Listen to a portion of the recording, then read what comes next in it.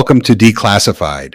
I'm author Daniel P. Douglas. In this series, we reveal real Cold War secrets and excavate the classified details your government hoped you'd never discover. And here we go.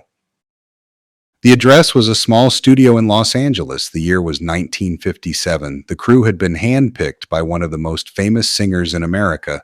The set decorator had a problem most set decorators never face. He needed to match the wood paneling, the bedside lamp, the bedspread, and the geometry of a room he had never stood in. He was working from black and white photographs. The photographs had been taken inside the Kremlin. The man who hired him was a former FBI agent named Robert Maheu.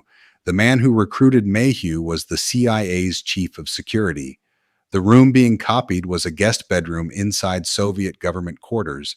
The actor had a latex mask of a foreign president on his face. The actress was meant to look Russian. And somewhere in Langley, Virginia, a senior intelligence officer thought this was going to bring down the leader of the largest Muslim country on earth. And this was Project Happy Days. And yes, every word of that is documented. How a honey trap worked better than the honey trap. To understand how the CIA ended up building a fake Kremlin bedroom on a Hollywood soundstage, you have to start in the fall of 1956. President Sukarno of Indonesia was visiting Moscow. The Soviets had reason to want him close. Indonesia was the sixth most populous country on Earth, sat astride the shipping lanes between the Pacific and Indian Oceans, and was home to the largest communist party anywhere outside the Soviet bloc.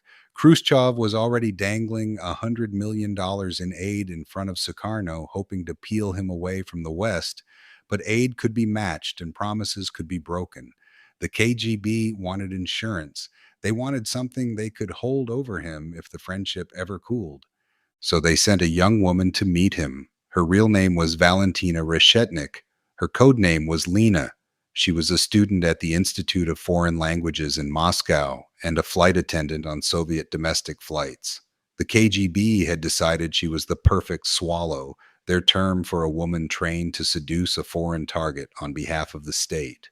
The KGB officer who recruited her, Yuri Krotkov, said she was beautiful, blonde, and spoke excellent English. She accepted the job. She traveled with Sukarno through Moscow, Leningrad, and Soviet Central Asia as his official translator. She also slept with him. The KGB filmed it from behind the walls of a Kremlin guest room. This is where the plan went sideways for everyone involved. Sukarno was supposed to be embarrassed. Sukarno was supposed to fold the second the Russians waved a roll of film at him. Instead, Sukarno fell in love. He wanted to take Reshetnik home to Indonesia and make her his third wife. When her family said no, he flew a delegation back to Moscow just to see her. He took his case to higher authority in the Soviet Union, asking permission to marry her.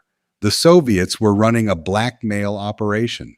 Sukarno was running a courtship. Reshetnik got a one-bedroom apartment on Izmailovsky Boulevard, paid for by her government, so the lovesick Indonesian president would have somewhere to visit. The KGB had spent considerable resources to compromise a foreign leader. Instead, they had set him up with a girlfriend. The CIA was watching all of it. The birth of an idea so dumb it became policy. Inside CIA's Far East Division, two officers named Al Ulmer and Samuel Halpern were paying close attention.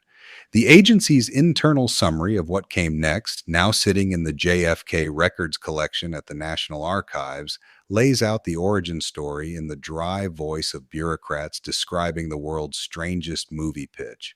In 1957, the agency learned the Soviets had filmed Sukarno during his Moscow visit and that a copy of that film had been sent to the Indonesian Communist Party. In June 1957, Ulmer and Halpern walked into the office of the CIA's Director of Security and pitched the idea. If the Soviets had a real film, the United States would make a fake one. Not a different scene, the same scene. They would simulate the same affair, in the same room, with the same kind of woman, and they would somehow leak it in a way that humiliated Sukarno before his own people. The thinking went like this: Sukarno's reputation as a womanizer was so well established that nobody in Indonesia cared who he slept with. The CIA needed a different angle. The angle they landed on was that Sukarno had been outsmarted by a Soviet woman working for the KGB. The agency's logic, recorded in the memoir of CIA officer Joseph Burkholder Smith, was that being seen with mistresses was fine in Indonesian culture, but being tricked by one was a humiliation a man could not survive politically. This was a theory of foreign cultures held by men who had never been to Indonesia, written down in a memo and approved. Enter Robert Maheu, professional doer of strange things. The CIA needed someone who could get a film made without leaving CIA fingerprints anywhere near it. They had a guy. They always had a guy. Robert Maheu was a former FBI agent who ran a private firm called Robert A. Maheu Associates. His main client was Howard Hughes. His side gig, increasingly, was the United States government. In 1956, before the Moscow trip ever happened, the State Department asked Maheu to handle security checks for a list of prostitutes the U.S. government planned to provide to Sukarno during his official visit to America. The plan called for a different woman in every city, all 10 cities, until Sukarno flew home satisfied and pro-American. Eisenhower toasted him at a state dinner. Behind the scenes, Maheu was quietly running background checks on the call girls. That program failed. Sukarno enjoyed himself but went home angry about other things, mostly the West New Guinea territorial dispute. So when Colonel Sheffield Edwards, the CIA's chief of the Office of Security, knocked on Maheu's door in Falls Church, Virginia, in July 1957, Maheu knew something bigger was coming. The two of them sat down in Maheu's basement rec room, decorated with what Maheu later described as a nautical theme. There was a bar made from half of a real lifeboat. There were lamps made from driftwood. There was an entire wall of cooking equipment for clam bakes. Two senior figures of American intelligence were about to plan an international propaganda forgery while sitting next to a wall of lobster pots. Edwards opened an envelope. He laid photographs on the table. The photographs showed the inside of sleeping quarters in the Kremlin reserved for visiting heads of state. Edwards explained where the pictures had come from and what had happened in that room. Then he made the ask. Maheu would need to find people in Hollywood who could build a set that matched those photographs. He would need to find a woman who looked like the Soviet agent. He would need to find a man who could be made to look like Sukarno. And he would need to film a scene in the replica room, framed and lit to look like surveillance footage taken by the same kind of hidden camera the KGB had really used. The CIA was not making a porn film. The CIA was forging a Soviet intelligence product. They wanted Americans to make something that looked like the Russians had made it, capturing an event that had not actually happened in a room that did not actually exist. They were counterfeiting espionage. Maheu, who 2 years later would be running the CIA's mob-backed assassination plots against Fidel Castro, said yes. The Crosby connection. Maheu went to Howard Hughes for recommendations. Hughes had been in the movie business, so he knew people. Hughes gave Maheu two names. They were brothers. The agency's Office of Security ran background checks on both of them. The brothers cleared. Their politics were also acceptable to the agency, which was a relevant consideration when entrusting someone with what was technically a federal counterintelligence operation. The brothers were Bing and Larry Crosby. Yes, that Bing Crosby. The man who sang White Christmas, the crooner, the face of mid-century American wholesomeness. According to multiple sources, including Evan Thomas's book on the early CIA, the Crosby brothers were the producers Maheu hired to make the fake Sukarno tape. Bing's connections in Hollywood went deep enough that they could put together a quiet shoot in a small studio without raising eyebrows. His brother Larry handled much of the frontline work. Together, they were going to deliver the United States government a counterfeit Russian sex tape starring a man in a rubber mask. The man in the rubber mask was, according to the same source, a bald Mexican American actor. The casting choice was specific. Sukarno was vain about his receding hairline and almost always appeared in public wearing a black traditional Indonesian cap. He was, however, presumed not to wear it in bed, which is the kind of operational detail you find buried in a footnote in a Cold War history book and have to read twice. The actor had to be bald because the latex mask of Sukarno would need to fit smoothly over a bare head. The forgery had to account for the absence of a hat that the real Sukarno would have removed in the privacy of a Soviet bedroom that did not exist. The actress had her own casting brief, and it was no less specific. She had to be blonde because Reshetnik was blonde. She had to look Eastern European enough to read on film as Russian, because the whole point was that the audience was supposed to believe a Soviet camera had captured a Soviet woman in a Soviet bedroom. She had to be willing to perform the scene knowing it was for the United States government, knowing she would never be paid through normal channels, and knowing she could never tell anyone what the job had been. Her name has never been made public. She has never come forward. She is one of the most obscure performers in American intelligence history, hired to play a real Soviet woman in a fake Soviet recording of an event that did not happen. And she did her job well enough that nobody has identified her in nearly 70 years. Set builders studied the Kremlin photographs and rebuilt the room in Hollywood. The lighting was angled to mimic a hidden camera. The shot was framed like spycraft, not like cinema. They were, after all, supposed to be making a Soviet surveillance film, not a Hollywood production. Somewhere in the middle of it all, the most popular singer in America was probably reviewing dailies. The movie nobody wanted to watch. Project Happy Days produced a film. It also produced still photographs taken from the film, which, according to author John Rainala in his book The Agency, were intended for distribution in the Far East. What happened next is the part of the story that historians and former agency officers cannot quite agree on. CIA officer Joseph Burkholder Smith, who served on what he called the Special Sukarno Committee, wrote in his memoir that he never tried to use the product of the operation. The film and the photos sat. The plan to spread them around Asia, to leak them in ways that would humiliate Sukarno, fell apart somewhere between conception and execution. Maheu, in his own later writings, claimed the film had some impact, that Sukarno's standing in Indonesia was never the same again. Other writers and former intelligence officers say the opposite. Some say the rumor itself spread enough to qualify as a partial success. Some say nothing happened at all. What we do know is that Sukarno remained president of Indonesia for 9 more years. He continued his policy of non-alignment, continued to accept Soviet aid, and continued to defy American foreign policy goals. He was eventually pushed out of power in 1966, not by a sex tape, but by a violent coup led by General Suharto, which the United States supported through far more conventional means.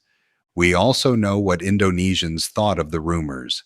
Authors Kenneth Conboy and James Morrison concluded that in much of the developing world, the story of an Asian leader sleeping with a beautiful European woman was not a humiliation. It was, in some quarters, a point of pride.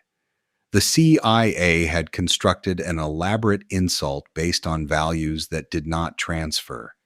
The agency had built a Kremlin bedroom in Los Angeles, hired one of America's most famous singers to produce a counterfeit blackmail tape, and learned that their target's voters either did not believe the tape, did not care about the tape, or thought the tape made him look pretty good.